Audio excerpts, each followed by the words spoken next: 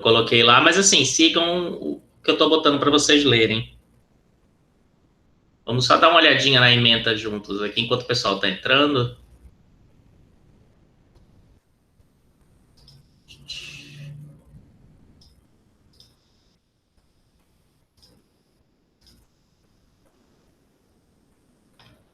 Aqui.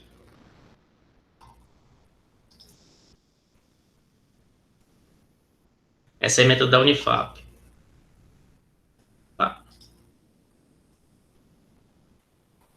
Mas a minha aula é mais legal, os meus textos, confia. O Dallari, eu não gosto muito do Dallari. Ele é muito normativo, muito político, ideológico, sabe? Não explica muito as coisas, não. Ele vai mais defender o ponto de vista dele. O Celso de Mello, esse livro aqui é livro básico em curso de Direito, se vocês quiserem dar uma olhadinha. O Celso de Mello foi ministro do Supremo, recentemente aposentado. Não, peraí. Esquisito, porque esse livro aqui é de Direito Constitucional Internacional. Então é uma coisa mais de Direito Internacional. Não é tanto Direito Constitucional. Mas, enfim, é um livro bom. Ele também está no curso de Direito Público Internacional, Direito Internacional Público, a disciplina. O José Afonso também é um cara muito conhecido da área, acho que já é falecido, mas aí eles continuam todo ano atualizando o livro, né? Porque o livro de direito é assim, o cara morreu, eles atualizam todo ano o livro por mesa branca. O cara virou uma marca, ele não é mais nem um autor, ele é uma marca já. Mas ele é muito conhecido, José Afonso. Ele foi constituinte, salvo o melhor juízo no Brasil. O Barroso é ministro do Supremo atual, está brigando com o Bolsonaro esses dias, é o presidente do TSE, Luiz Roberto Barroso. Foi professor lá na PUC e tal, tive aula com ele. Também é muito bom, Barroso.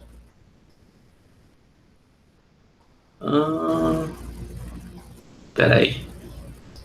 Deixa eu botar a galera para dentro. O resto é leitura complementar aqui, né? O Canotilho é um constitucionalista português muito famoso, que discute constitucionalismo dirigente, constituições mais detalhadas, maiores. A gente vai discutir um pouco ele nas aulas também. O Bonavides é um cara muito famoso em direitos humanos. Todos são juristas aqui, tá? Não tem ninguém da ciência política que eu esteja vendo aqui. Tudo advogado aqui. Advogado, juiz, essas coisas. O Haber é um filósofo, ele é um pouco diferente, mas também é da área bem do direito. Marcelo Neves é professor da USP, também muito famoso. A Piovesan, eu tive aula com ela na PUC. Ela é a principal autora de direitos humanos atualmente. Ela que montou a Defensoria Pública de São Paulo. É bem interessante de ler. Mas vocês vão ver que a gente vai trabalhar com textos mais da ciência política, alguma coisa do direito, claro, mas o foco não é tanto esse aqui, não. E aí, tudo bom, galera que entrou depois?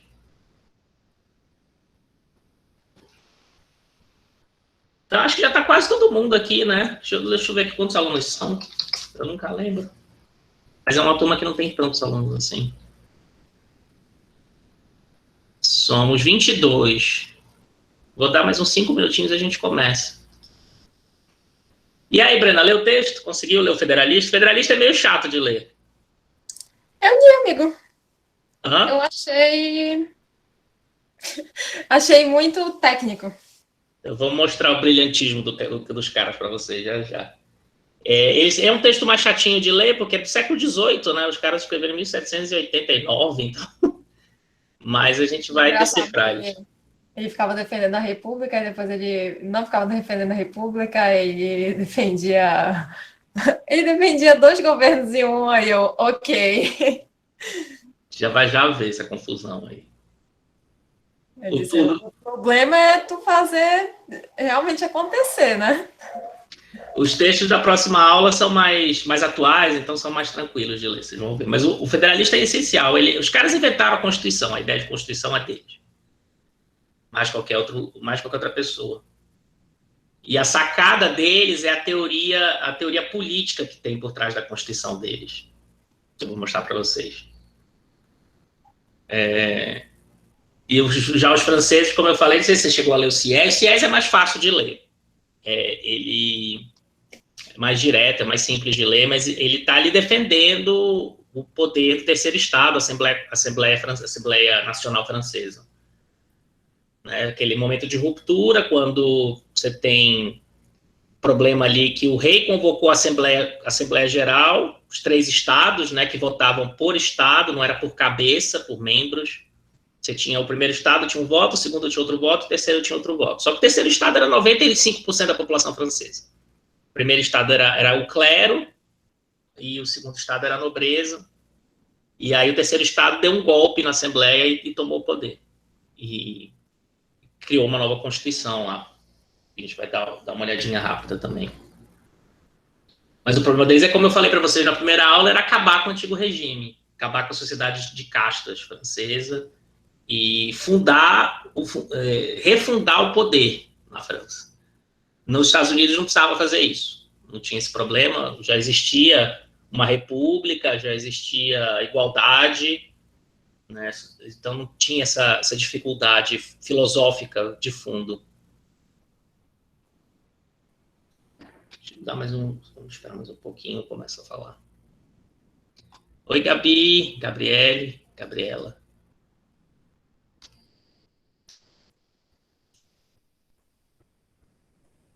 E, de novo, tanto os federalistas quanto o Sieyès eram políticos.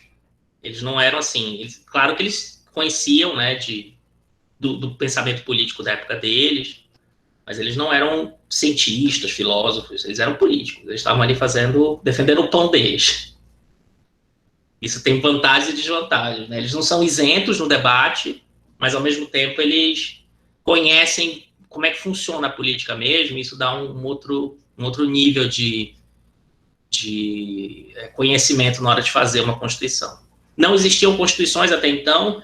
O termo Constituição aparece na literatura da ciência política desde a Grécia Antiga, mas não é se referindo a um documento, é se referindo à constituição de um povo. A ideia de que um determinado povo, um determinado grupamento político tem a sua constituição, mas essa constituição é natural daquele povo.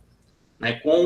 Depois do Hobbes, a ideia de que o ser humano é responsável pela sua própria vida política e que o fundamento último do poder não está em Deus, mas está no consentimento dos governados, essencialmente, muda todo o jogo do pensamento político na história, que vai desaguar nas revoluções americanas e francesas. Então é interessante, porque até as revoluções americana e francesa, até o iluminismo, você tinha guerra civil direto, e matavam os reis, o rei perdia a cabeça, matavam o rei, assumia o filho dele, assumia o tio, mas nunca tinha mudança de regime, continuava sendo monarquia feudal, monarquia absolutista. Não tinha, assim, essa revolução foi no pensamento político a partir do iluminismo e culminando nas revoluções francesa e americana. Então mudou-se o fundamento último do poder, é um negócio assim, nunca antes na história. Então é bem importante. Vamos começar com os federalistas. Só olhar um pouquinho o contexto político, né? Deixa eu mostrar aqui para vocês o que era os Estados Unidos nessa época. Os Estados Unidos era isso aqui, ó. As 13 colônias, e cada um era um país independente. Depois da guerra de libertação nacional, né, da independência deles, em 1778, né, que eles venceram a guerra depois de 5 anos de guerra, se não me engano, contra a Inglaterra, eles finalmente venceram e se tornaram independentes. E aí cada estado era um país. Né? Eles tinham uma confederação, existem os artigos da confederação, que foi a primeira constituição, entre aspas, americana, mas não era um país, era uma constituição, era basicamente um tratado internacional. Era como se fosse o Estatuto da União Europeia. Né? Cada país era independente para fazer o que quisesse.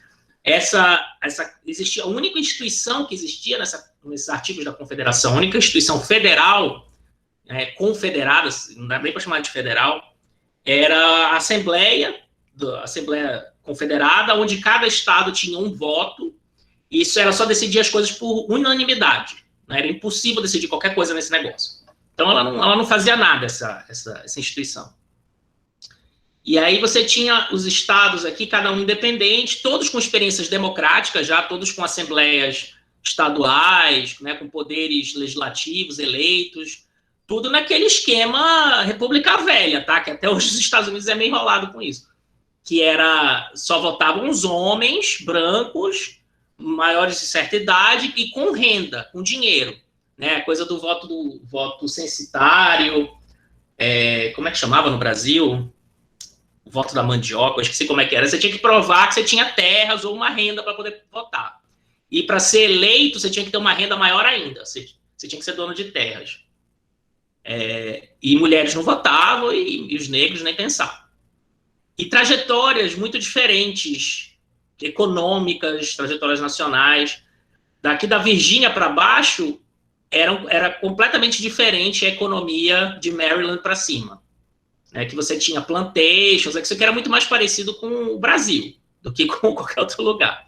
A jogada estava nesses países aqui de cima. Aqui você tinha o tráfico negreiro, você tinha escravos e tudo. Aqui para cima, não. Então, muita discussão teve aí. Eu mandei um vídeo para vocês bem legal, curtinho, não sei se vocês viram, sobre história negra nos Estados Unidos e tal, que fala um pouquinho desse momento e da Constituição do ponto de vista das relações escravistas nos Estados Unidos. E tanto que a Constituição deles... Bom, deixa eu voltar um pouquinho. Então, o grande problema era equacionar... Cadê? Deixa eu voltar lá. Era equacionar a liberdade dos estados frente a esse novo governo federal que estava sendo criado pela Constituição. E aí você tinha que dar poder de tal forma que os estados do Sul pudessem bloquear decisões que fossem contra os seus interesses feitas pelos estados do Norte. A gente vai discutir isso daí quando a gente for falar de freios e contrapesos do sistema constitucional americano, mais detidamente, mas o problema era esse, tá? Particularmente a questão da escravidão. O vídeo é legal porque ele mostra um artigo que tinha na Constituição americana, e eu não lembro nem quando é que foi revogado, isso foi revogado no século XX só, que dizia que... Porque, assim, se você fosse, na hora de contar os representantes dos estados, né, no Congresso Nacional, no Senado não, mas na Câmara dos Deputados, você teria uma sobre-representação enorme dos países do Norte, porque eles eram mais populosos em termos de homens brancos. Né? A maioria das pessoas que moravam aqui em Nova York, Pensilvânia, Connecticut, Rhode Island e tal, Massachusetts, eram homens brancos livres, porque não tinha escravidão lá, era proibida a escravidão nos estados lá, na grande maioria, e os que tinham alguma coisa era assim, residual. Então, a população era eminentemente quaker, branca, religiosa, protestante e tal. E muita gente. E aqui, a grande maioria da população era negra. Você tinha, assim, coisa de 5, 6 negros para 4 brancos. A maior parte era escravo para trabalhar nas plantações de tabaco e de algodão. E aí, se você fosse contar, né, pelos homens brancos só, os estados do Norte iam estar super sobre-representados na Câmara dos Deputados, em relação aos estados do Sul. E aí eles criaram uma fórmula para contar os negros, só que os negros não podiam nem votar, nem, imagina, né, não tinham nem direito à sua própria vida, quanto mais eles eram propriedade. Né? E eles arrumaram uma fórmula para contar os negros para aumentar a representação na Câmara Baixa, que dizia que era 3/5. O vídeo é muito legal, ele mostra como é que a Constituição americana usou um palavreado todo estranho para não se referir aos negros, mas se refere aos negros quando está falando. Tá? Se vocês quiserem ver com mais detalhes, assistam o vídeo. Vamos olhar o texto agora. Eu vou focar principalmente no Federalista 10, que é o mais importante, para vocês entenderem. Então, para encerrar, aí eles... Existia uma série de problemas de coordenação econômica e política, que eu não vou entrar em detalhes aqui, que é aula de história, que após o fim da Guerra de Libertação deles, os estados interagiam muito entre si, mas eles eram independentes, isso gerava uma série de problemas. Por exemplo, cada estado tinha sua moeda. Não existia uma moeda comum para todos, então existia inflação, existia falsificação de moeda, existia problemas de comércio, né? Todos os problemas que a gente sabe que é de difícil regulação se você não tem uma autoridade central nesse período. Opa, tem gente querendo entrar. Então existia esse movimento, chamado Movimento dos Federalistas, que eram políticos interessados em criar uma união a partir da experiência que eles tiveram na guerra, porque na guerra eles estavam todos unidos. E existia um grupo chamado Antifederalistas, que eram contra a criação de uma união, porque eles imaginavam que essa união ia destruir a liberdade dos estados. Esse conflito está posto até hoje nos Estados Unidos, vocês veem isso acontecendo direto, essa discussão entre mais poderes para a União, mais independência para os estados, mas o ponto essencial era a escravidão. Os estados do Sul não queriam que acabasse com a escravidão, então, se você criasse uma união que pudesse legislar sobre o assunto e uma Constituição que tivesse escrita nela os direitos, a igualdade dos homens e tal, aquele ideário todo iluminista, ia gerar um problema sério em relação à escravidão, como gerou, que foi ser resolvido só na Guerra da Secessão. Né? Tem um texto, talvez eu dê para vocês, quando chegar o livro que eu comprei para mostrar para vocês, que fala sobre os acordos que foram feitos para não se discutir escravidão no Congresso Nacional Americano. Porque se o tema entrasse em pauta, era ponto de secessão para os estados do Sul. Então, a liberdade dos estados não era uma liberdade teórica, era uma liberdade para manter escravos. Tá? Era para isso que eles queriam ser livres e ter suas próprias leis e tal. Não só isso, mas principalmente isso.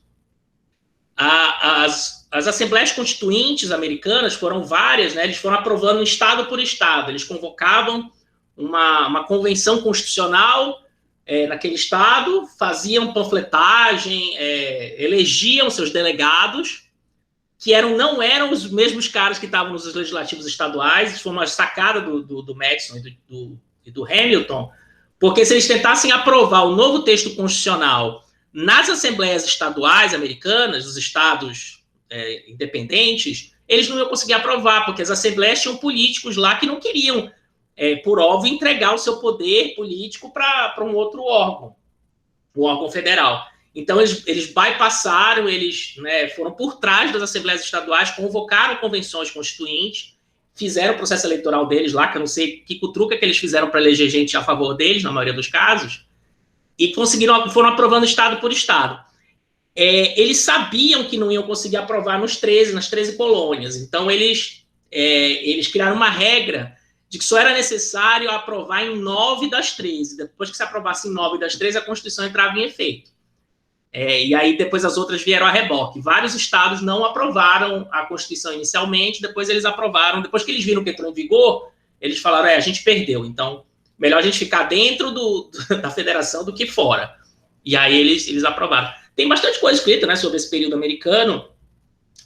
Do ponto de vista da ciência política, tem muita coisa. Né? Tem um texto interessante, tem um livro da Hannah Arendt interessante sobre o assunto.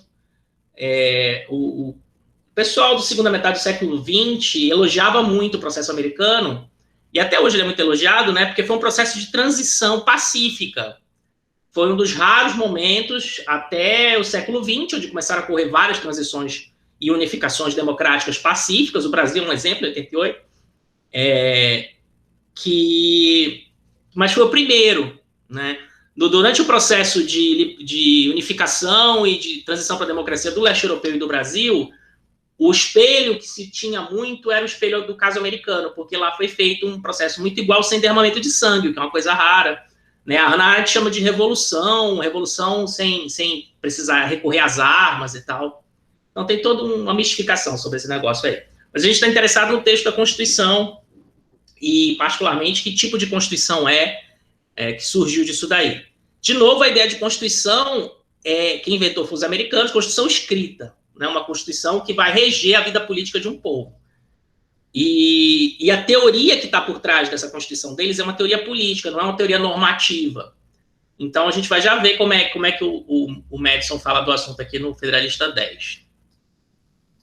Deixa eu pegar aqui o texto.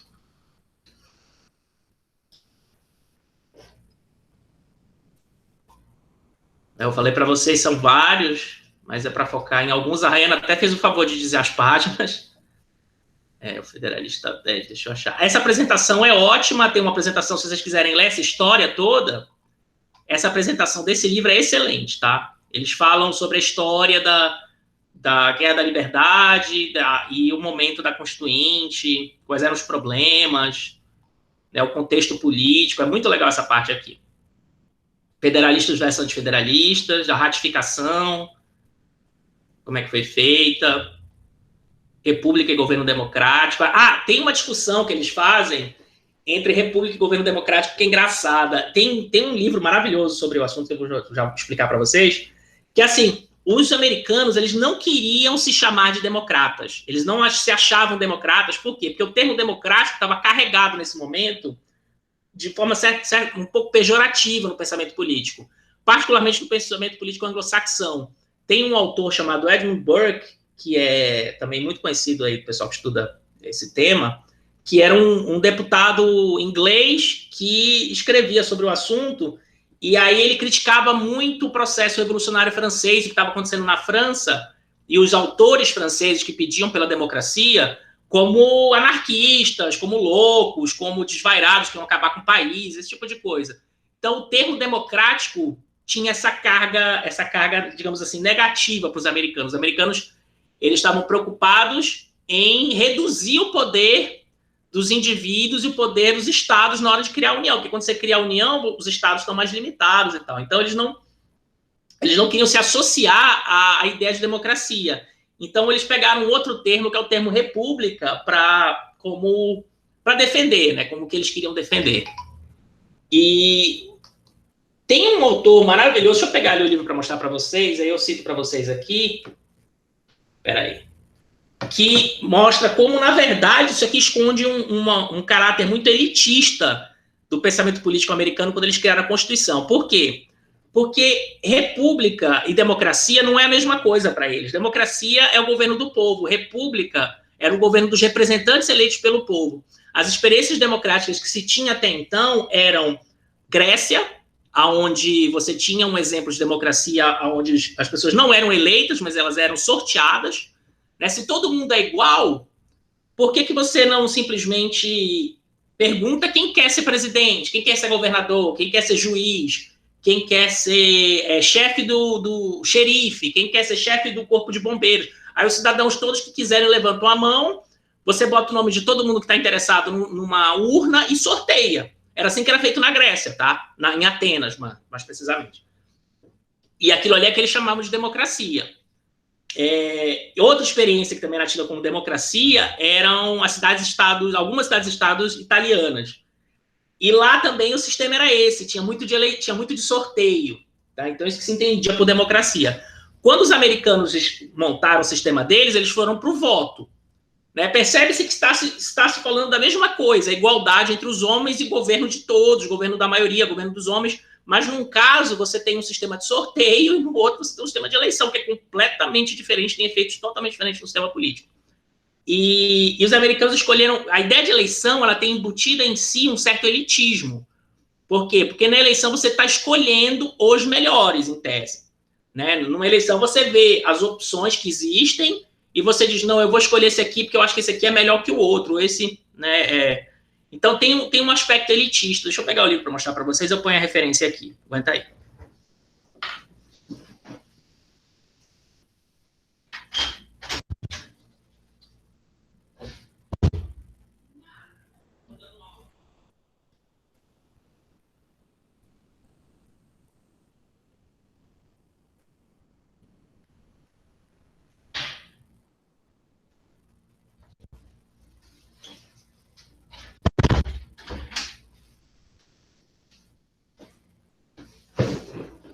Achei, peraí.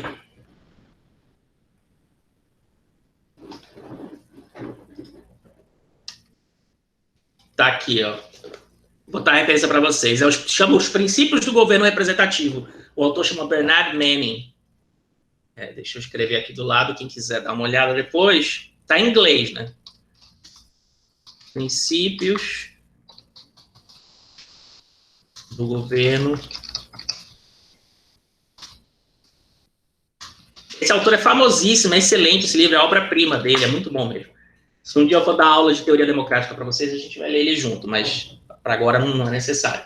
Mas ele vai falar dessa ideia, por isso que tem essa discussão sobre república versus democracia nos artigos federalistas. Vocês vão ver que eles falam um pouco dos dois termos como coisas contrapostas, como uma coisa é uma coisa, outra coisa é outra coisa, que elas não se misturam, porque eles querem se diferenciar dos autores que estavam pedindo por democracia na França e que colacionavam democracia com a ideia de vontade do povo e tal, e os americanos tinham muito medo disso daí, né, e os federalistas vão falar na coisa da tirania da maioria, que a gente vai já olhar com calma, mas quando eles estão discutindo tirania da maioria, O medo deles, quando falam em democracia, é a tirania da maioria.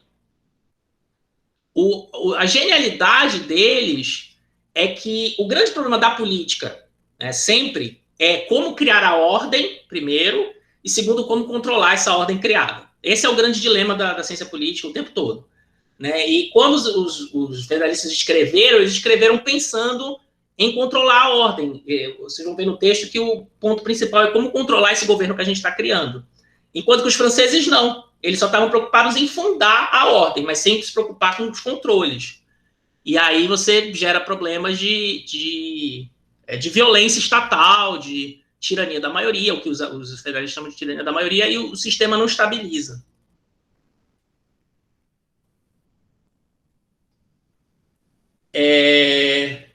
Não é tanto, o Guilherme. Tem a ver com o liberalismo, mas o liberalismo tem a ver, né? Porque é a liberdade do indivíduo contra o Estado, né? Nesse sentido que você está pensando. E aí a ideia de república seria nessa linha teórica. O que seria a república? Seria a conservação desse indivíduo, das suas liberdades individuais e garantias contra o Estado.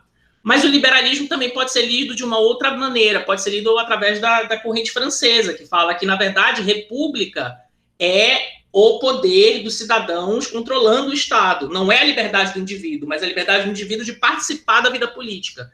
Tem um texto sensacional chamado... Fala, Guilherme. É que... Tá dando para ouvir, professor? Porque... Tá dando para ouvir, fala. É porque o meu fone tá com probleminha e eu tava com medo que não desse para eu fazer. Só que não deu para desenvolver toda a minha dúvida no chat, né? Essa dúvida, ela tava fazendo link com a questão do processo eleitoral, não é? Fazendo um link também com o aspecto do texto que traz lá, não é? O combate ao faccionismo e às insurreições internas, não é? No caso, na parte dos controles dos efeitos, não é? A criação de consensos, não é? E a eleição, ela poderia entrar nesse aspecto de um controle ideológico, não é? No caso da população. Do governo, a população controlando o governo através das eleições, você quer dizer isso? Não. Tipo, o processo eleitoral, ele está ligado a esse processo de controle dos efeitos. A partir do momento que ele está ligado a uma lógica mais liberal, não é?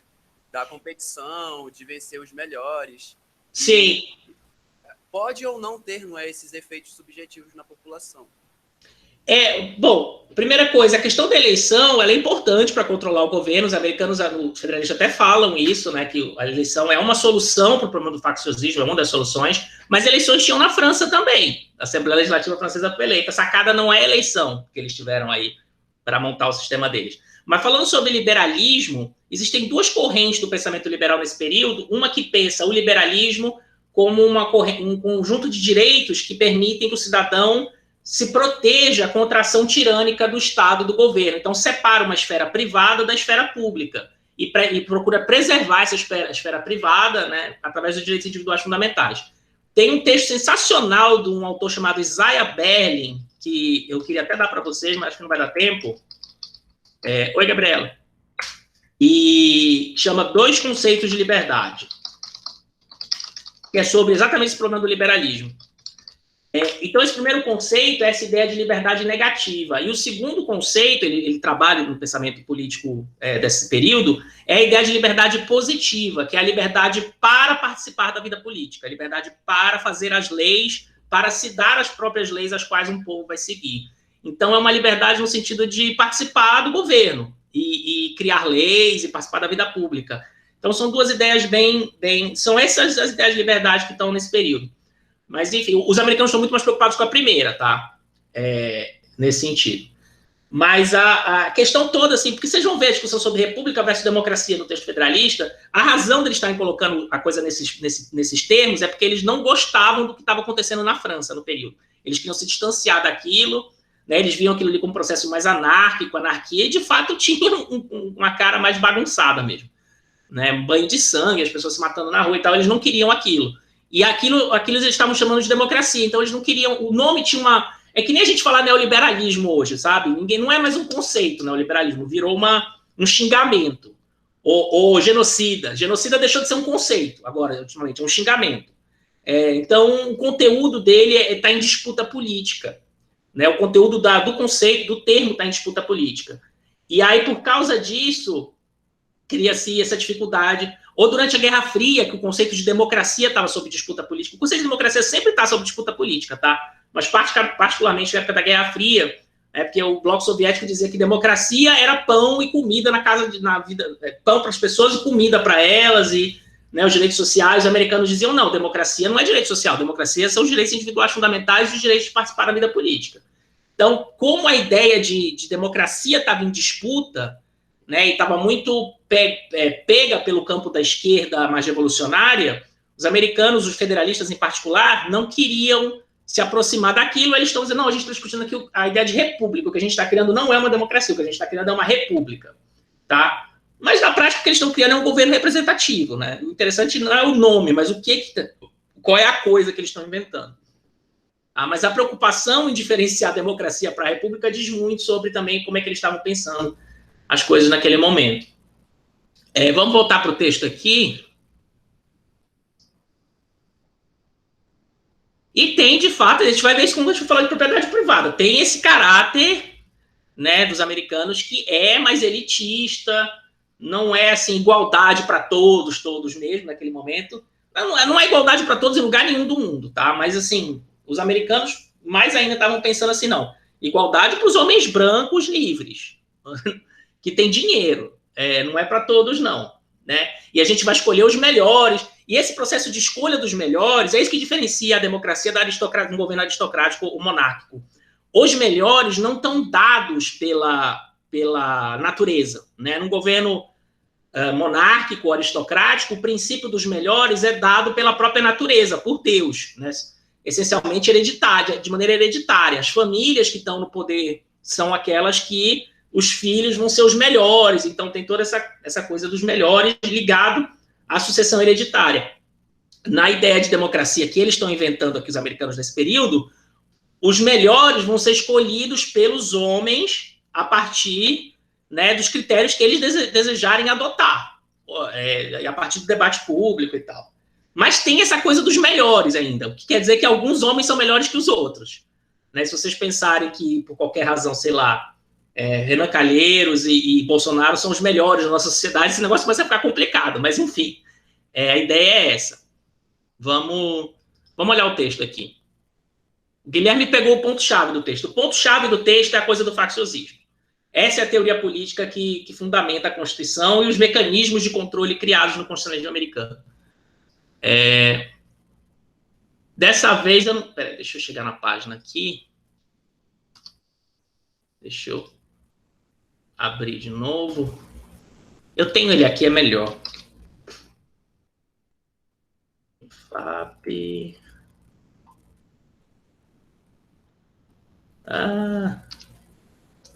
Não, vamos aqui mesmo, então. Federalista 10 está na página 133. Agora, se ele carregar, está carregando. Quer dizer, 133 não é tudo isso, não. 130 está aqui.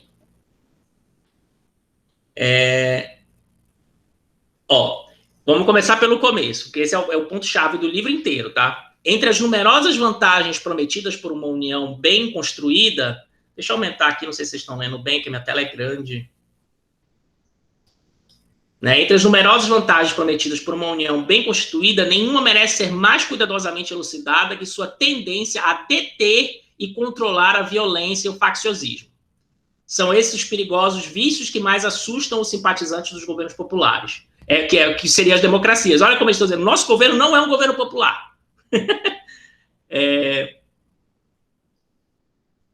Deixa eu... Senão a gente vai ler isso aqui, tudinho é importante, tá? Mas eu quero pegar umas partes-chave, senão a gente vai demorar muito. Começa aqui. Por facção, entendo certo número... Qual é o conceito de facção para eles? Por facção, entendo certo número de cidadãos, quer corresponda a uma maioria ou uma minoria, unidos e movidos por algum impulso comum, de paixão ou de interesse, adverso aos direitos dos demais cidadãos e aos interesses permanentes e coletivos da comunidade. Né? Como definir quais são esses interesses permanentes e coletivos, eles não dizem. Né? Essa ideia toda de que existe um interesse comum vai ser destruído depois pela literatura da ciência política do século XX. Mas, assim, ele está pensando nesse sentido aqui. Né? Então, o que é uma facção? Uma facção é um grupo de pessoas que se reúnem por interesses comuns, por ideologia, por religião, né? Por interesses econômicos em comum. Naturalmente, se reúnem e vão contra a minoria, uma minoria ou a própria maioria das pessoas. Tá? Há 2 métodos, isso aqui que eles veem como uma coisa terrível. Né? Vamos até olhar aqui um pouco antes, por que eles veem isso como terrível. De toda parte se ouvem queixas de nossos cidadãos mais conscienciosos e virtuosos, partidários ao mesmo tempo da fé pública e privada e da liberdade pública e pessoal, de que nossos governos são demasiados instáveis. O problema da estabilidade aqui é central no pensamento deles. Vocês vão ver que os franceses não estão falando nada disso. Eles querem a instabilidade, eles querem destruir o governo que está posto. O bem público é considerado nos conflitos entre partidos rivais e que, com muita frequência, adotam-se medidas não segundo as normas de justiça e os direitos do partido minoritário, mas pela força superior de uma maioria interessada e despótica. Por mais que pudéssemos desejar que estas queixas não tivessem fundamento, a evidência de fatos conhecidos não nos permite negar que elas são, até certo ponto, verdadeiras. Aí, enfim, é isso aqui que eles estão chamando de problema da facção, tá? E aí, como é que a gente lida com o problema da facção? Como é que a gente resolve esse problema? Há 2 métodos de curar os males do facciosismo. Um, pela remoção das suas causas, e o outro, pelo controle de seus efeitos. O que é melhor quando a gente tem um problema na vida? Acabar com as causas ou controlar os efeitos? É as causas, né? A ideia é que a gente primeiro vai atacar as causas. Porque se a gente resolve as causas, a gente resolve o problema. O problema não vai deixar de existir. Então, eles vão de maneira bem analítica agora trabalhar quais são as causas do facciosismo, quais são as suas consequências e qual é a melhor maneira de enfrentar. Mais uma vez, há 2 métodos de remover as causas do facciosismo. Então, o facciosismo ele tem 2 causas diferentes que se unem para criar o facciosismo. Né? Então, se a gente vai analisar como resolver o problema das causas, a gente pode resolver uma causa ou outra causa. Se qualquer uma das 2 causas do facciosismo a gente conseguir destruir, o facciosismo não acontece mais. Tá? E ele vai analisar essas 2 causas e analisar qual é a possibilidade de remover uma dessas 2 causas. Porque sem qualquer uma delas, o facciosismo deixa de existir. Quais são essas causas? A liberdade, tá? E os interesses dos cidadãos em comum. Né? Vamos entender melhor aqui. Mais uma vez, há 2 métodos de remover as causas do facciosismo. Um, pela destruição da liberdade, essencial à sua existência. O outro, fazendo com que todos os cidadãos tenham as mesmas opiniões, as mesmas paixões e os mesmos interesses. Então, para acabar com o facciosismo, ou você acaba com a liberdade, que é o combustível necessário, né, sem direito de ir e vir, sem direito de se expressar, sem direito de se reunir, sem liberdade de consciência, sem liberdade de expressão, sem liberdade de participação na vida política, não tem como as pessoas, por mais que elas tenham interesses em comum, se reunirem politicamente, disputarem o poder, porque isso está proibido, isso está vetado para eles. Né? Então, uma forma de resolver o facciosismo é acabar com a liberdade. Se você acaba com a liberdade, não tem facciosismo. A outra forma de acabar com o facciosismo é, de alguma maneira, fazer com que todos os indivíduos pensem igual. Se todo mundo pensar do mesmo jeito, tiver os mesmos interesses, as mesmas paixões, você também não vai ter facciosismo, porque, por mais que exista liberdade, não vai ter por que um grupo se tornar uma facção contra os demais, porque todos vão pensar da mesma maneira. Vamos ver o que eles dizem sobre esse assunto. Quanto ao primeiro remédio, dele se pode dizer com a mais verdade que nunca que o remédio é pior que a doença. Né? Eles são liberais, eles não querem acabar com as liberdades. Então, eles falam, não dá para resolver por um lado. Porque, por um lado, se a gente for... É que nem você está com uma infecção e tomar veneno para morrer. Se você morrer, a infecção morre também. Né? Eles não querem. A liberdade é para o facciosismo o que o ar é para o fogo. Um alimento sem o qual ele expira instantaneamente. Mas abolir a liberdade, que é essencial à vida política, porque ela nutre o facciosismo, seria tão insensato quanto desejar a eliminação do ar, que é essencial à vida animal porque ele confere o fogo a sua ação destrutiva. Se vocês forem ler os textos do Getúlio, da galera tenentista, da Revolução do Estado Novo, eles enxergam esse mesmo problema que os federalistas estão enxergando, que é o problema de você ter disputas sociais ali. Só que a solução que eles dão é outra. É a ideia de um Estado neutro, isento, separado das disputas políticas, que vai resolvê-las, né, de maneira neutra, separado da sociedade. Os americanos não veem o governo, o Estado, como separado da sociedade, né, e não tem como fazer isso. E outra coisa é que a única maneira de você separar o governo da sociedade, ou tentar separar, você não consegue, mas tentar separar, é acabando com as liberdades individuais. É a solução autoritária. Todo país autoritário, em algum momento, ele faz o discurso de que ele quer acabar com as divisões da nação, né, a partir de um determinado grupo neutro que está no governo, os militares, né, uma figura populista como Getúlio, mas é uma solução. E é uma solução válida, no sentido de que ela resolve o problema. Só que ela cria um problema muito maior do que esse, do que o que ela está tentando resolver, né? É o que os federalistas estão dizendo aqui. E o segundo expediente, e a segunda solução? Fazer com que todo mundo pense da mesma maneira. O segundo expediente é tão impraticável quanto o primeiro seria imprudente. Enquanto a razão do homem for falível e ele for livre para exercê-la, diferentes opiniões se formarão. Enquanto subsistir o vínculo entre sua razão e seu amor próprio, suas opiniões e paixões influirão umas sobre as outras, e as primeiras serão objetos que as últimas se apregarão. A diversidade das aptidões humanas que está na origem dos direitos de propriedade, olha eles falando de propriedade aqui, não é um obstáculo menos insuperável que a uniformidade de interesses. Aqui ainda não existe o marxismo, tá? Ainda não se entendeu ainda os efeitos da propriedade privada no sistema político, no sistema econômico. Mas aqui os americanos já sacaram que propriedade é um negócio que gera conflito, porque vai ter gente que tem gente que não tem, e quem não tem quer ter. E aí, se essas pessoas, por exemplo, se elegem, formam maioria, elas podem chegar e tirar a propriedade daqueles que perderam as eleições. Né? Ou, de uma forma indireta, existe um conflito entre trabalhadores e detetores dos meios de produção, para usar o linguajar marxista. Isso está posto no seio do sistema social econômico. Tá? Então, é impossível você não ter esses conflitos numa sociedade livre, é isso que eles estão dizendo. Né? Você vai numa sociedade capitalista, numa sociedade plural, numa sociedade ampla, com várias pessoas diferentes, que pensam de maneira diferente, que têm religiões diferentes, e lembrando que eles fugiram da Europa para fugir da perseguição religiosa, então eles estão muito preocupados com essa coisa de perseguição religiosa também, mas também em relação ao sistema econômico. Né? Vamos seguir aqui. Da proteção de aptidões diferentes e desiguais para adquirir propriedade, resulta imediatamente a posse de diferentes graus e diferentes tipos de propriedade. E da influência disto nas atitudes e ideias dos respectivos proprietários emerge uma divisão na sociedade em diferentes interesses e partidos. Faltou só lhe falar em divisão de classes aqui para a palavra. Né? E é engraçado que tem uma coisa meritocrática aqui neles, que eles são super meritocráticos, né?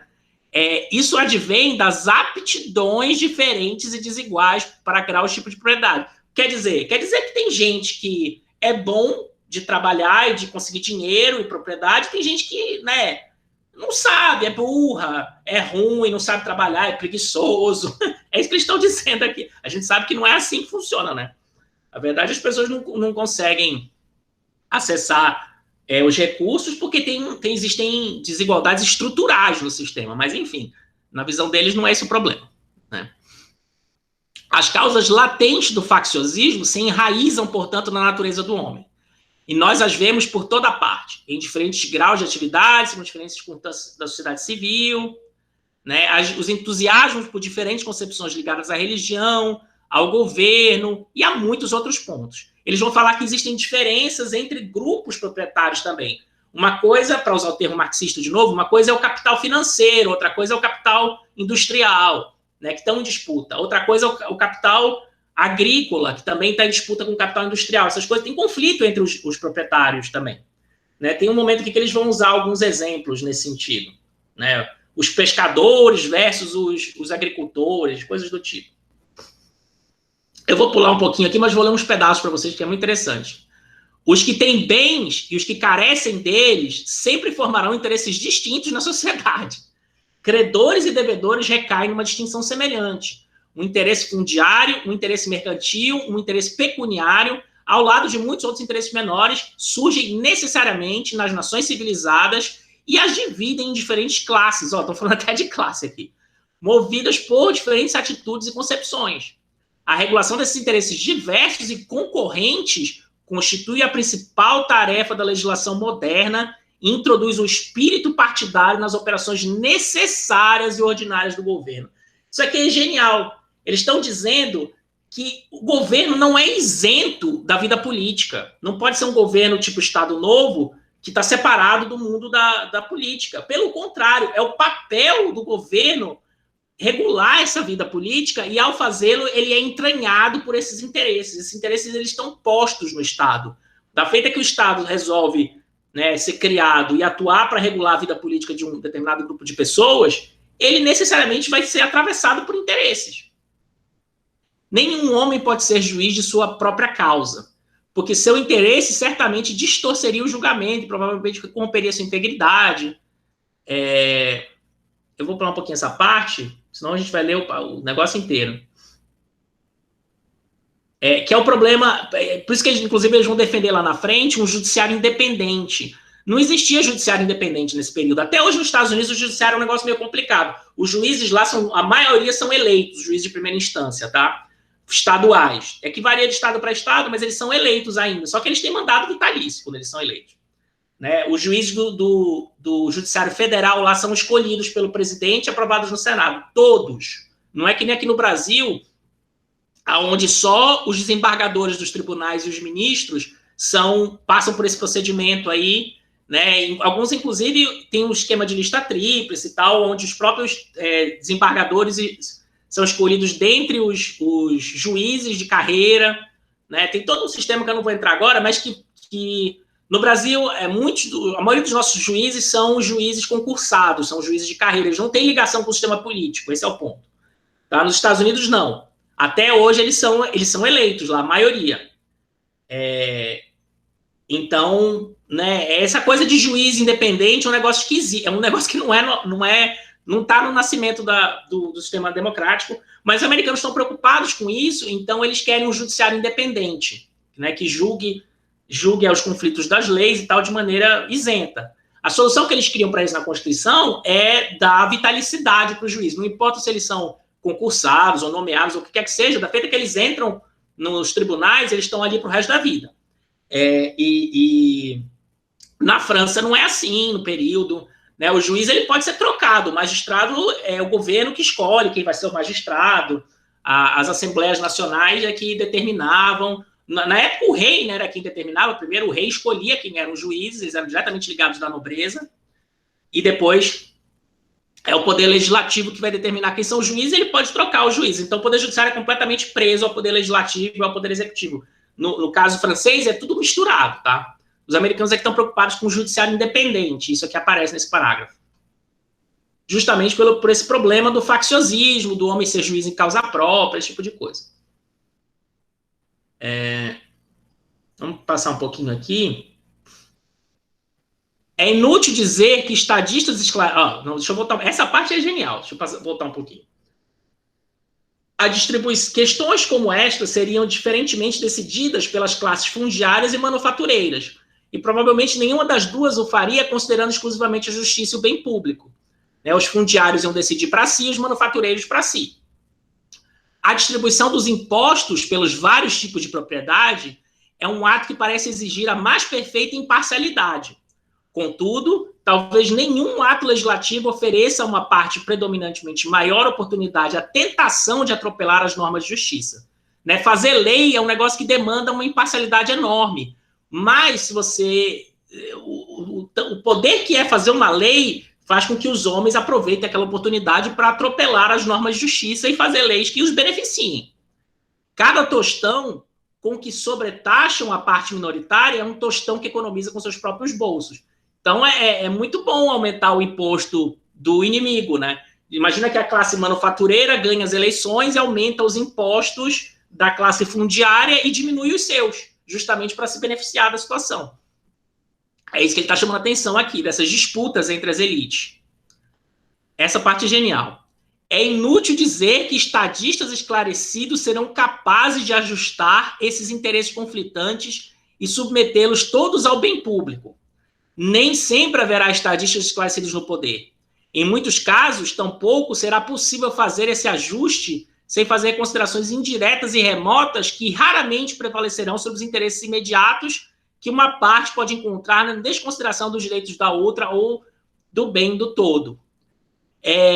A gente poderia contar com estadistas, políticos esclarecidos e isentos e hábeis que irão chegar e fazer as coisas direitinho, pensando na coletividade, pensando no bem público. Mas isso é raro. A maioria das vezes que a gente tem são políticos autointeressados. Eles são políticos, eles sabem o que é um político. O Madison, o Hamilton, eles sabem que político não vale nada, que vai querer se beneficiar pela própria lógica do sistema, porque um político, ele se desenvolve porque ele consegue trazer benefícios aos seus partidários. Então, se é um político que está pensando no bem comum, sem equacionar esse bem comum com os benefícios daqueles que o apoiam, ele vai perder, ele vai cair, ele vai ser deposto, o grupo vai selecionar um outro político no lugar dele que está preocupado em satisfazer os interesses do grupo que ele está representando. Então, o próprio processo político, qualquer que seja o processo político, vai fazer uma seleção por aqueles que são mais hábeis em realizar e defender a perspectiva do grupo que ele está defendendo. Tá? Eles sabem disso. Tem uma parte mais para frente, não sei se a gente vai achar, que eles falam assim, se pudéssemos ter anjos ao poder o tempo todo, nem precisaríamos de Constituição, nem precisaríamos de leis. Né? Esse anjo viria e resolveria nossos problemas, que é o que a ideologia, tipo, Estado novista, o Vargas, o pai dos pobres e tal, acredita, que tem uma pessoa que vai vir resolver tudo. Né? Os autoritários, eles pensam muito assim, tá, gente? A galera que assim, aquela direita, extrema-direita, ela acha que vai vir, assim, alguém que vai fazer a limpeza do Brasil, ou do país, qualquer que seja, que vai vir resolver tudo, vai botar todo mundo na cadeia que tá roubando, e ele que vai ser o cara bom que vai resolver tudo porque ele é iluminado e tal. Mas o processo político não permite surgir esse tipo de liderança. Raramente, aqui e acolá aparece um. Mas a gente não pode pensar no mundo ideal, a gente tem que pensar no mundo real. É isso que é a sacada deles. Eles estão o tempo todo pensando no mundo real, como as coisas funcionam na hora de fazer a Constituição deles. A inferência... Aí vamos seguir aqui, tá? A inferência que somos levados é que as causas do facciosismo não podem ser eliminadas. A gente não pode resolver o problema do facciosismo destruindo as causas dele, pelas todas as razões que eu já falei para vocês. E que o remédio só pode ser buscado nos meios de controlar seus efeitos. Né? Vamos ver aqui como é que eles pensam em controlar os efeitos da facção. Não é resolver, é minimizar, é mitigar, é controlar. Quando uma facção não consegue ser majoritária, o princípio republicano torna a maioria capaz de destruir, pelo voto regular, suas ameaçadoras pretensões. Está aqui a primeira solução. Se a facção é minoritária, a solução está no voto.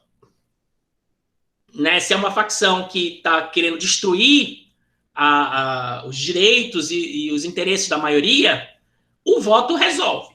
Né? Eles têm uma fé no voto muito grande nesse período. Aquela facção pode embaraçar a administração, convulsionar a sociedade, porém será incapaz de pôr em prática sua violência e mascará-la sob Constituição. Agora vem o problema mais sério. Por outro lado, quando uma facção inclui uma maioria, a forma do governo popular lhe permite sacrificar a sua paixão ou interesse dominante, tanto o bem público como os direitos dos demais cidadãos. Garantir o bem público e os direitos privados, olha a preocupação deles com os direitos privados aqui, contra o perigo de uma facção assim, preservando ao mesmo tempo o espírito e a forma do governo popular. Pois, a grande meta que visam nossas investigações. Eu vou ter que pular umas partes aqui, porque senão, de novo, ó, vai até... não tá perto de acabar. Deixa eu voltar aqui.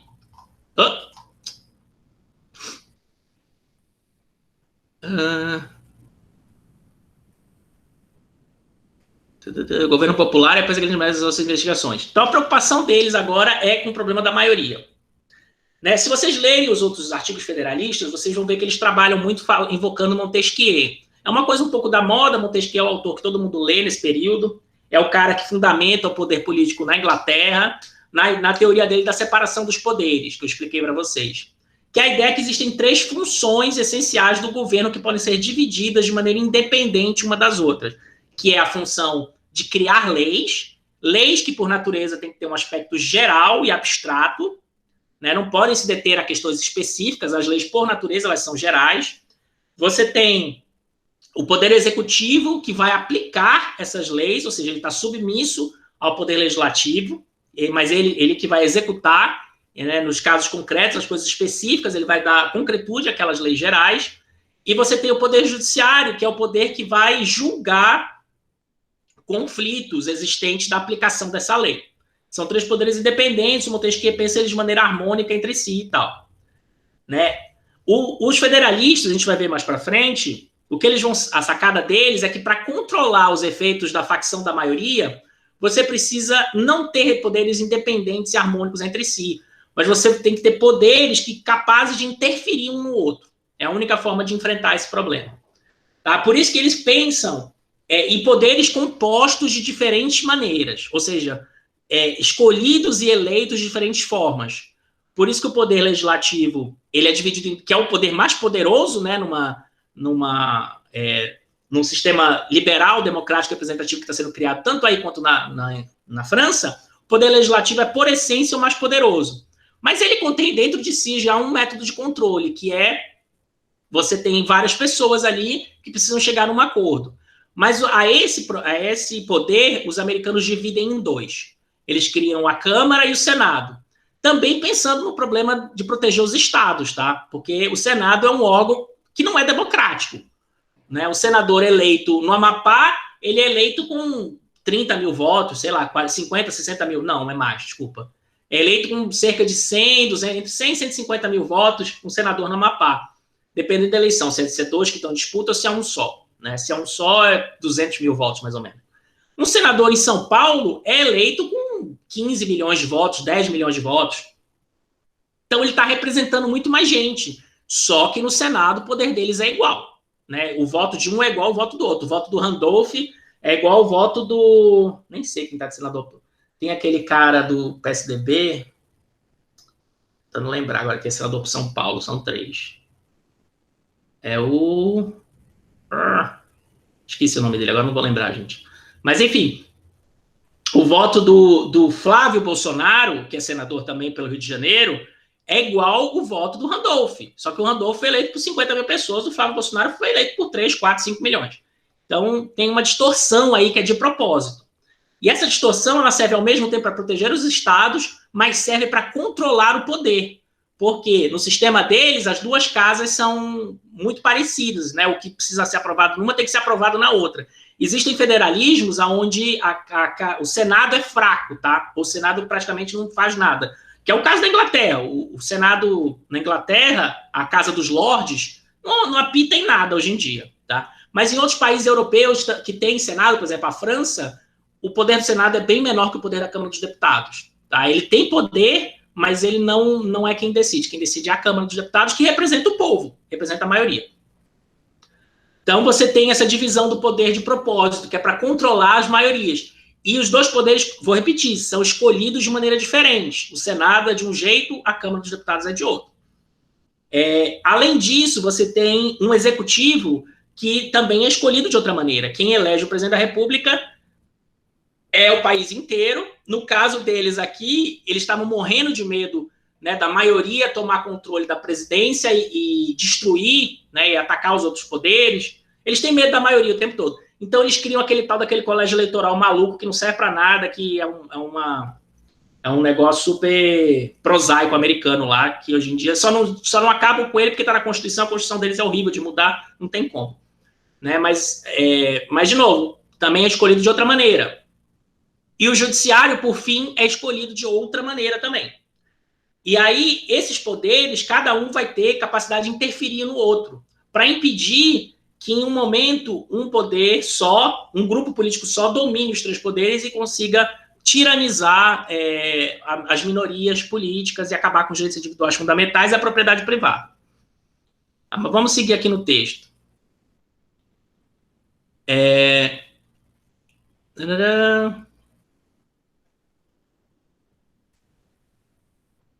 aqui que parei, não. Não, essa parte aqui não.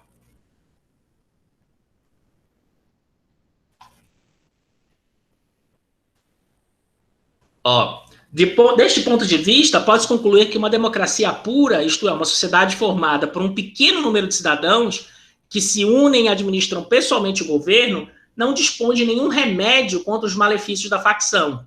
Uma paixão, um interesse comum contamina, em quase todos os casos, a maioria do todo. A própria forma de governo propicia a comunicação e o ajuste, e nada controla as tendências a sacrificar a parte mais fraca ou um indivíduo inofensivo. Assim é que tais democracias, a palavra democracia que é sempre negativa para eles, tá? Assim é que tais democracias sempre oferecem espetáculos de turbulência e luta. Sempre se mostram incompatíveis com a segurança pessoal ou com os direitos de propriedade. E tiveram, em geral, vidas tão breves quanto violentamente interrompidas. Eles têm alguma razão nisso. Vide, vou repetir, França em 1791, pouco depois deles escreverem isso aqui. Eles profetizam aqui o que vai acontecer na França, porque o que vai acontecer na França aconteceu em vários momentos da história da humanidade com experiências populares, tá? Políticos teóricos que defenderam essa espécie de governo supunham erroneamente que se a humanidade fosse reduzida a uma perfeita igualdade de seus direitos políticos, ela ficaria ao mesmo tempo perfeitamente nivelada e assemelhada em suas posses, opiniões e paixões.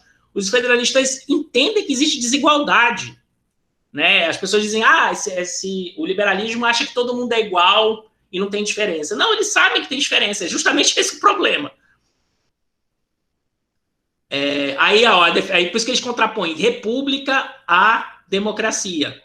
Uma república que defina como um governo que está presente o esquema de representação abre uma perspectiva diferente e promete o remédio que estamos buscando. Né? Aí eles vão diferenciar a república de democracia. No primeiro, a delegação do governo. Essa parte aqui eu não quero me pegar muito não, tá? Mas é importante também. O que eu quero me pegar está no próximo capítulo, que eu vou ler para vocês já. Mas só para fechar, que eu queria achar a parte que ele fala dos anjos. Mas não vou achar aqui, que é muito interessante. Até pelo tardar da hora, já são 3 horas. Vamos olhar rapidinho o capítulo, o outro que eu passei para vocês, que fala... Dei a barra aqui para subir mais rápido. Que fala da separação de poderes. Que é isso que é interessante deles aqui. XL, acho que é aqui. É aqui. Página 331.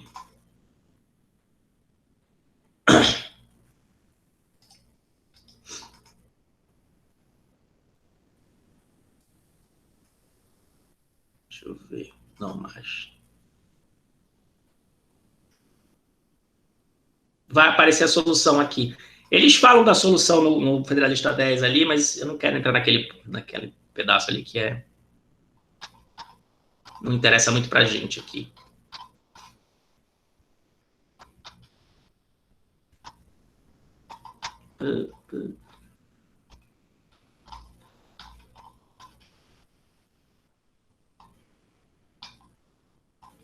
Tá aqui.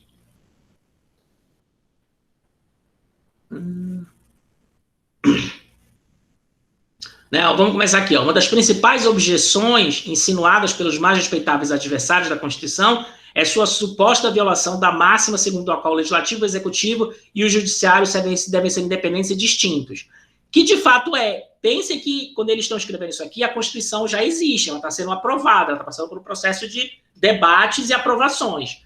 E aí, eles já estão vendo que a Constituição que os federalistas fizeram para ser aprovada, ela tem uma série de violações ao que o Montesquieu e a teoria do período chama de a máxima da separação de poderes.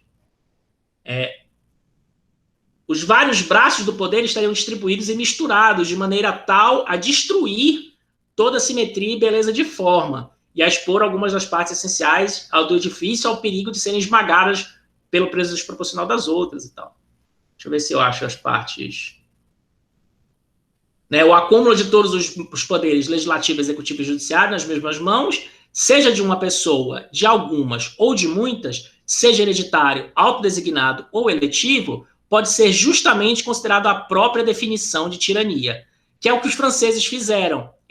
Todos os poderes na Revolução Francesa estão na Assembleia Nacional, né, em todas as versões da Constituição Francesa. Mesmo na primeira, são 3 constituições que a França tem nesse período. A primeira ainda é monarquista. Você tem uma Assembleia Nacional e você tem um poder executivo que é exercido pelo rei. Só que se você lê a Constituição, o rei não faz nada, o rei só obedece à Assembleia Nacional. Aí, em 1792, ele é decapitado, Luís XVI, e a nova Constituição é promulgada em 1793, que abole com a monarquia. Aí a França se torna uma república mesmo. Mas em todos os 3 casos, o poder está todo concentrado na Assembleia Legislativa, que é unicameral, não é nem bicameral, como é a americana. Portanto, se a Constituição Federal pudesse ser realmente acusada desse acúmulo de poder ou de misturar poderes, revelando perigosa tendência a tal acúmulo, não seriam necessários quaisquer argumentos adicionais para inspirar uma reprovação universal do sistema. Aí ele vai dizer que vai ficar claro que não é o caso. Deixa eu ver se eu acho uma parte melhor aqui. O Montesquieu, ele chama de oráculo, né? Vai falar da Constituição Britânica. Quando ele fala de Constituição Britânica aqui, não é o texto, tá? É a ideia de que a Inglaterra existe uma Constituição não escrita, né? Mas, na verdade, não tem Constituição na Inglaterra. O poder legislativo, o parlamento inglês, decide por maioria e acabou. Deixa eu ver se eu acho a parte aqui que eles falam.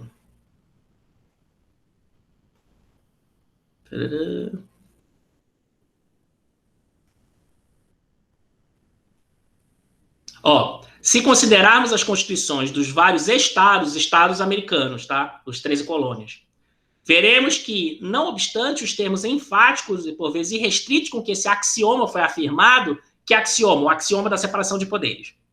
Não há um único caso em que os vários poderes tenham sido mantidos absolutamente independentes e distintos. Aí ele vai falar os exemplos aqui, Constituição de Massachusetts e tal, isso aqui não interessa muito para a gente agora. Nova York, Nova Jersey, Delaware, Maryland, e Virgínia, Carolina do Sul. Ao citar estes casos em que os poderes legislativo, executivo e judiciário não foram mantidos totalmente independentes e distintos, não desejo ser encarado como defensor das formas particulares de organização dos diversos governos estaduais. Não é isso que eu quero pegar. Não era aqui, gente. Não era esse texto que eu tinha que ter mandado para vocês. Acho que era o próximo. Vamos olhar aqui rapidinho essa outra parte, porque não era essa aqui. Era essa aqui que eu deveria ter passado para vocês. Esse número aqui.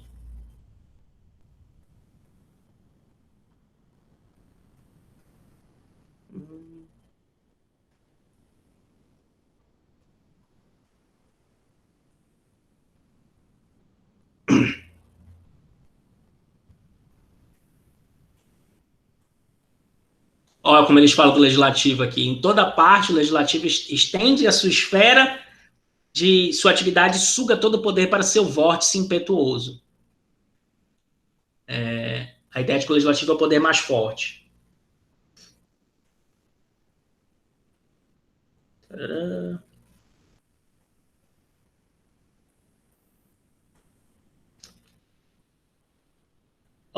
E isso não é tudo. O legislativo, só ele tem acesso ao bolso do povo. Caramba, não tá. Eu não separei bem o pedaço para vocês. Mas, assim, a solução deles é essa, tá, gente? É separar o poder e permitir que um poder interfira no outro. Ele fala aqui do judiciário, que tem que ser independente. Ainda não é nessa parte que ele fala isso. Depois eu vou apontar para vocês. O principal era o Federalista 10, tá? Mas a solução do facciosismo vai ser essa que eu falei para vocês. Vai ser o voto, que resolve o problema das facções minoritárias, e a segunda solução vai ser a separação de poderes, e junto a ela, os freios e contrapesos. são os checks and balances que vão permitir que um poder interfira no outro de tal modo que ninguém sozinho consiga tiranizar, ou pelo menos dificulte-se a tirania da maioria sobre as minorias. O que eu quero que vocês tirem daqui é que o problema do controle do poder está no centro do constitucionalismo americano, nasceu com o constitucionalismo americano. Se vocês lerem o texto do Sieyès, que eu não vou discutir aqui com vocês, mas vocês vão ver que não está preocupação nenhuma aqui com controle do poder. A preocupação toda aqui é derrubar o antigo regime, combinar o terceiro Estado com a ideia de nação, né? O terceiro Estado representa a nação, e a nação vai entrar na teoria política francesa nesse momento no lugar de Deus, porque não tem mais Deus para justificar o poder, tem que ter alguma outra coisa ali absoluta, né? E essa coisa absoluta vai ser a ideia de nação. E só quem representa a nação é a Assembleia Nacional, eleita pelo povo. E é sempre a regra da maioria, tá? Porque qualquer coisa que não seja maioria é minoria, né? Se a maioria quer mudar alguma coisa e tem uma minoria impedindo, se essa maioria tiver poder para impedir, significa que quem manda é a minoria, não é a maioria. E isso é antidemocrático. A visão de democracia é sempre misturada com maioria.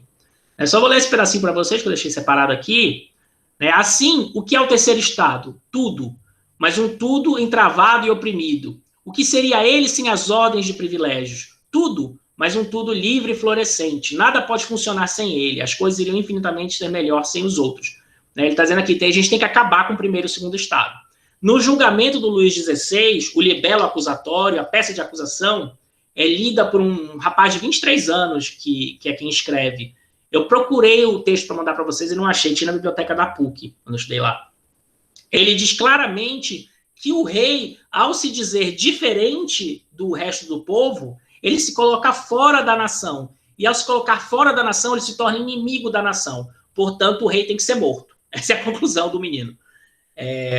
Justamente porque a ideologia da monarquia é de que existe uma casta nobre, e dentro dessa casta nobre existe a família real, que é o mais suprassumo da sabedoria e das pessoas melhores naquela sociedade. Só que aqui toda a discussão é para dizer que não é o fundamento do poder está no terceiro Estado e no povo. E se você é diferente do povo, você não faz parte da França, você é inimigo da França. Enfim. O que é uma nação?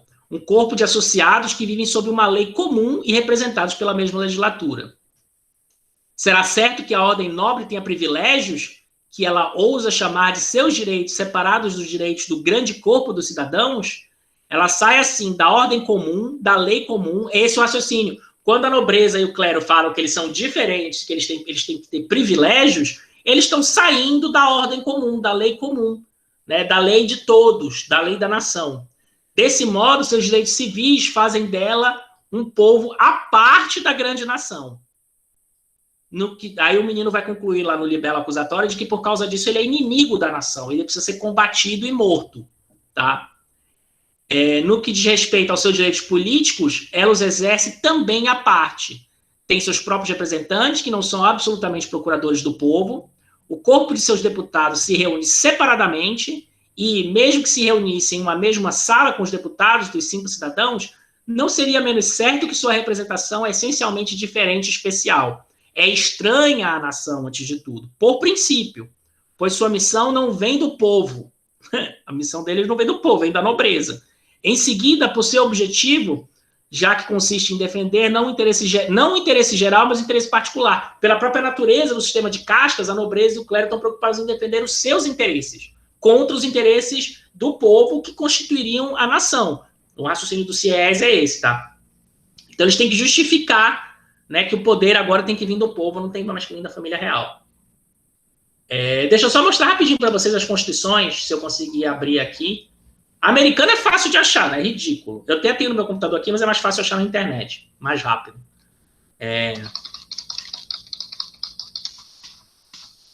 Eu não vou ler ela toda, não vou nem ler ela com vocês aqui, só para dar uma passada de olho rápida. Vamos ver se essa aqui é a original, sem as emendas. Eu tenho ela sem as emendas no meu computador, mas... O texto original, tá aqui, é o texto original. Preâmbulo, artigo 1, artigo 1º.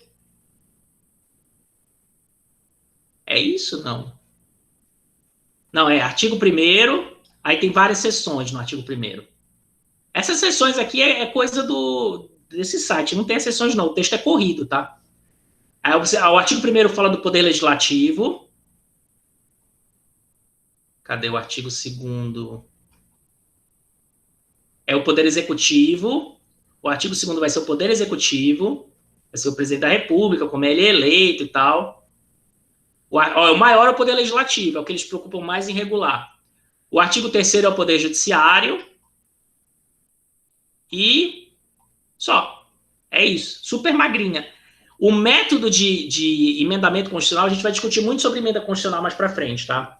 Mas o método de emendamento da Constituição é bem engraçado nos Estados Unidos. Deixa eu ver se eu acho aqui.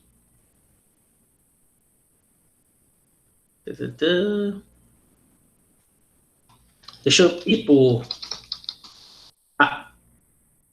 Aqui. O Congresso, quando 2/3 de ambas as casas entenderem necessário, podem propor uma emenda à Constituição e as legislaturas de 2/3 dos estados devem chamar... Ou o Congresso Nacional pode propor uma emenda através de 2/3 de ambas as casas. Então, para a emenda ser proposta, ela precisa da assinatura de 2/3 dos membros da Câmara e do Senado. Ou as legislaturas de 2/3 dos estados da Federação Americana, né? Podem convocar convenções para propor emendas, que serão, para serem aprovadas, necessárias a ratificação de 3/4 dos estados. Então, para propor é 2/3, para aprovar é 3/4 dos estados. É isso. O método de emendamento. Bem complicado, vocês vão ver, comparado com outras constituições do mundo. Isso aqui é quase impossível passar uma emenda lá. Vamos ver a Constituição Francesa.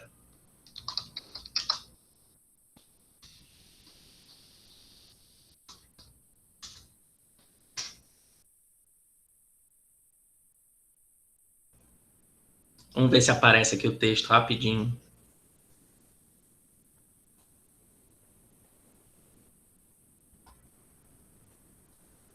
Não. Tá aqui. Tá em inglês, tá? Porque é mais fácil para eu ler, não sei ler francês. Preâmbulo. Ela, no sentido de direitos fundamentais, ela é mais bonita. Ela já tem uma carta de direitos fundamentais. A Constituição Americana, ela nasceu sem uma carta de direitos fundamentais, que é a chamada primeira emenda, que na verdade são 11 emendas que foram aprovadas em bloco lá, que tem os direitos fundamentais. Tá? A Constituição Americana original não tinha direitos fundamentais, mas ela foi rapidamente aprovada, uma carta de direitos fundamentais. A francesa nasce com uma carta de direitos fundamentais. Tá aqui. Direito à liberdade, liberdade de falar, de escrever, liberdade de reunião pacífica. Uma carta de direitos fundamentais. Eu não vou ler aqui com vocês. A inviolabilidade da propriedade. A questão da propriedade a gente vai trabalhar com mais calma mais para frente, tá? Porque a questão do direito de propriedade, ele não é necessário para o exercício da democracia, necessariamente, né? Porque qual é a ideia? A gente vai ver isso na terceira aula, eu acredito. Qual que é a ideia da Constituição? Lembra que eu falei para vocês que tem um conflito entre Constituição e democracia? Porque Constituição limita a capacidade das maiorias decidirem. Como é que você combina isso com a ideia de democracia? Você só combina se você justificar a existência de uma Constituição a partir da teoria democrática. Né? E aí você tem que restringir o que tem naquela Constituição. Você não pode colocar muita coisa na Constituição, porque senão você está tirando aquilo da capacidade da maioria decidir por conta própria. Né? Então, e para justificar isso, uma das justificativas são os direitos individuais.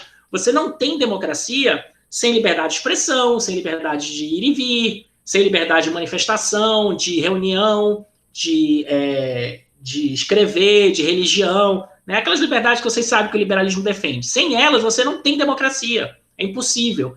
Por isso que isso justifica colocar na Constituição. A liberdade de propriedade, não. Você não precisa ter a garantia da propriedade privada para ter democracia. Tá? Isso aqui entra meio que a reboque. Óbvio que se você precisa ter algum tipo de proteção à propriedade dos indivíduos, porque o governo não utilize do seu poder para reprimir e atacar a oposição e grupos políticos de oposição através dos seus bens e da sua propriedade.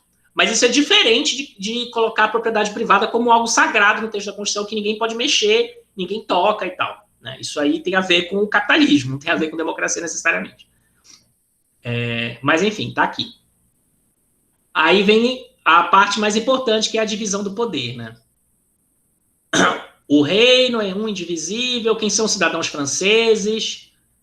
Isso é super importante, toda a Constituição tem que definir quem são as pessoas, né, que participam da vida política.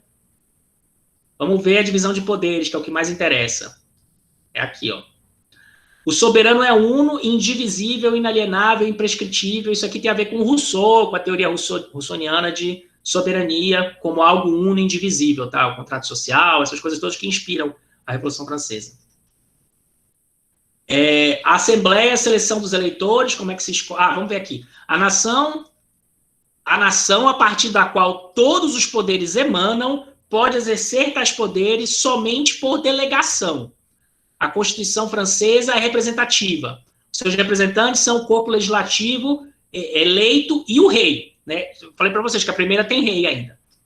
O poder, só que o rei ele está submisso à Constituição, que, por sua vez, foi escrita pela Assembleia Nacional, eleita. Né? Não é a Assembleia Nacional dos 3 estados que tinha antes. É a Assembleia Nacional onde todos têm direito a um voto. Uma cabeça, um voto. O poder legislativo é delegado para a Assembleia Nacional, composta de maneira temporária por representantes eleitos pelo povo, que a exercerão com a sanção do rei. Tarará.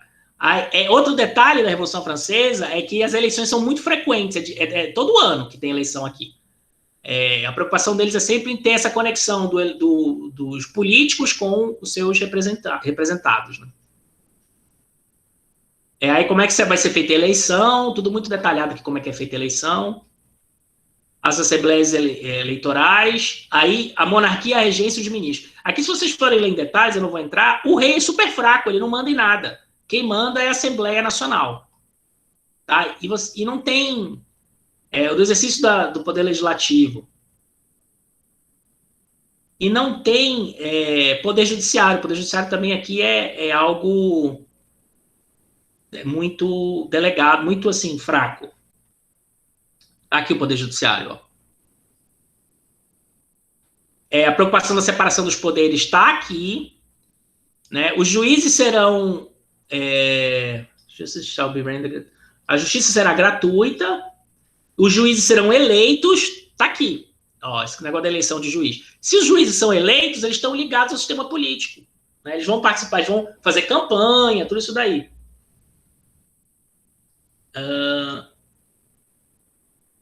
O procurador-geral, uma espécie de procurador-geral também vai ser eleito. As cortes não podem interferir com o exercício do poder legislativo. Está expressamente colocado aqui. Então, esse negócio que a gente vai estudar mais para frente, sobre controle de constitucionalidade, que juiz pode dizer que a lei é inconstitucional, isso aqui está de cara vetado pela Constituição Francesa. O juiz não pode interferir no exercício do poder legislativo.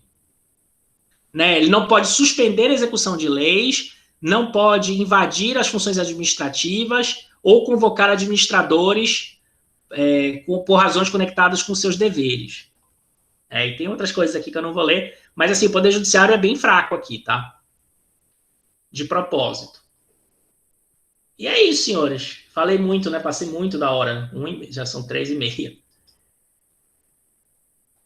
Vamos ver aqui, que eu não estava vendo as perguntas de vocês. Só o Guilherme. Historicamente, escolheram a primeira forma, Tá? Perguntas? Eu vou colocar para vocês depois a parte que fala sobre separação de poderes que eu queria mostrar e acabei errando quando eu coloquei para vocês lerem aquela parte lá.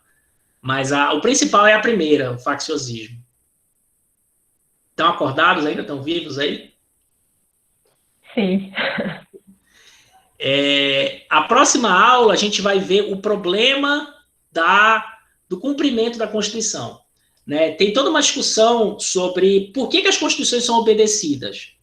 Porque, a princípio, quem faz política são os políticos. Tá? Isso não importa a sociedade, autoritária, democrática. Né? Quem faz política são os grupos políticos que estão no poder e tal. O que leva a eles obedecerem ao texto constitucional? Diferente de um contrato, escrito, se eu e a Brena assinarmos um contrato juntas, se eu não cumprir o contrato, a Brena vai na justiça. Ela invoca o poder do Estado para me obrigar a cumprir o contrato que eu assinei. A Constituição não tem esse mecanismo. Não existe um juiz do contrato, nem o judiciário faz isso. Por quê? Porque quem faz o exercício do poder é o Estado, e são os políticos e são os governos. Então não tem esse mecanismo. E isso é um problema, do ponto de vista teórico, da teoria política constitucional. A gente vai lidar com essa questão na próxima aula, tá? Como e por que uma Constituição é cumprida e quando e por que uma Constituição deixa de ser cumprida. Ela deixa de ser respeitada, né, as pessoas deixam de cumpri-la. A Constituição argentina, por exemplo, é a mesma desde 1853. Ela teve mudança em 1860, com a entrada de Buenos Aires, mas assim, é a mesma. Ela teve umas emendas meio grandes aí em alguns períodos, mas o que aconteceu durante a ditadura militar na Argentina? Mudaram a Constituição, que nem a gente fez aqui, a gente mudou a nossa, né? Uma nova Constituição. Na Argentina, os militares simplesmente pararam de obedecer à Constituição, ela virou letra morta. As pessoas pararam de cumprir ela, né? E fica por aí mesmo. Ela mesma, ela não tem como. O pedaço de papel não tem como te obrigar a obedecer ele. É a política que faz isso. E aí, como que uma Constituição se torna viva e cumprida, e em que momentos ela não é tão cumprida assim, ou ela é menos cumprida, e quando que ela deixa de ser cumprida, quando as constituições morrem. Né? Tem um livro fenomenal aqui, que eu acho que eu vou escolher alguma parte para mostrar para vocês, que chama The Endurance of Constitutions. Ele está em inglês. É uma pesquisa gigantesca, feita por 3 autores americanos, que eu até conheci eles em uma viagem aí, o Elkins, o Ginsburg e o Melton, que eles fizeram uma pesquisa com todas as constituições do mundo e colocaram todas elas numa base de dados para tentar analisar quais são os textos constitucionais, que tipo de Constituição dura e que tipo de Constituição morre. Qual é a durabilidade das Constituições. Endurance, a palavra. Eu não sei muito bem traduzir em português. Essa é a palavra. Ainda vou ver se eu vou escolher alguma coisa do texto ou não. Esse é o nome do livro. Elkins. Autores. Eles vão discutir que características são comuns às constituições que duram e as comuns aquelas que morrem, tá? Não tem, Guilherme. Não tem, é um problema. Aliás, semana que vem eu passei 2 textos para vocês. Um está em inglês. E sinto muito, é esse, não tem outro. Tem que ser esse texto. Eu achei na internet, e aí tem um outro que está em português, do Cláudio Couto.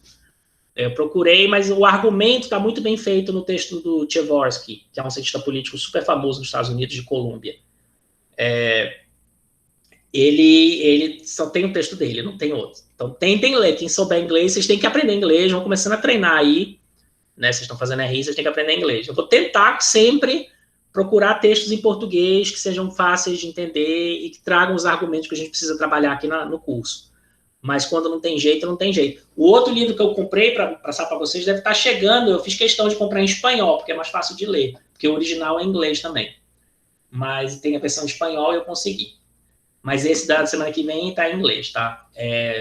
Texto Adam Tversky. É mais fácil de ler, porque é atual o texto, não é do século XVIII, mas ainda assim está em inglês. Tem o do Cláudio Couto. O Cláudio Couto, ele é um pouco...